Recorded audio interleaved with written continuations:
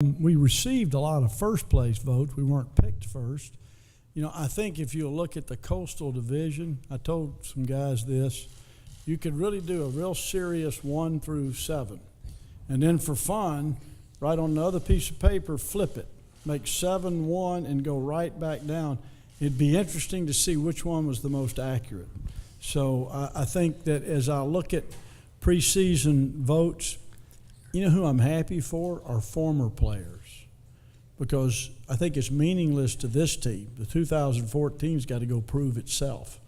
But I think the significance is all of these young men that have come through there since we've been there that have played such a big role in every year getting better and working as hard. So I know in my heart how proud those guys are of the fact that they helped move this to the point where we could be picked second. You're kidding, you know.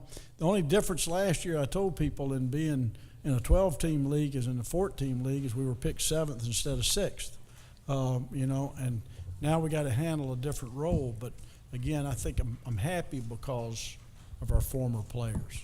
Back row near the light tower on this side. Well, close anyway. Hey, Coach Jeff, WRL in Raleigh. As a matter of fact, 13 out of the last 14 years, Duke has been picked last in the preseason. Preseason polls, is that not an indication of how your program is perceived and respected? Yeah, I think, and that's why I said I'm happy for our former players. I think certainly, you know, if I were a young prospect, I'm going to be affected by that.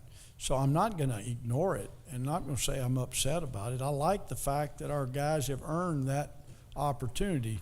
But the ones, again, that it's most meaningless to is not prospects, it's the actual players of the 2014 team, because it's no different than a year ago when we were picked 7th. You know, people say, well, you know, you had something to prove. Well, anger lasts in that regard about 5 minutes, and then you got to go play football. So it's a matter of being the best you can be every day, and I think that's what this 2014 team has to do to be successful.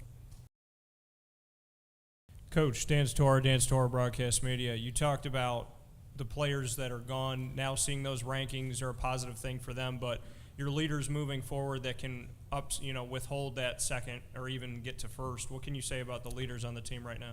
Well, I like our seniors. We've got a lot of people that have played a lot of football. We had 2 fine young men here that represented a bunch of other fine young men, Kelby Brown and Lakin Tomlinson. From everything I hear from everyone, did a great job. Doesn't surprise me. They represent Anthony Boone and Jacoby Cofield and Jordan DeWalt. We got a lot of good football players in this class. Jamison Crowder, Braxton Deaver. I'm certain that they are doing, in their minds, everything in their power. We're not with them preparing in the summers, but they're doing everything in their power to get themselves ready to have the best season they've ever had. The big challenge is each year is for seniors to help young people handle adversity, because you're going to get it in football. And I thought our 2013 team handled adversity maybe better than any team I've ever been around because of peer leadership. So that's a challenge to the 2014 seniors. Let's see what you got.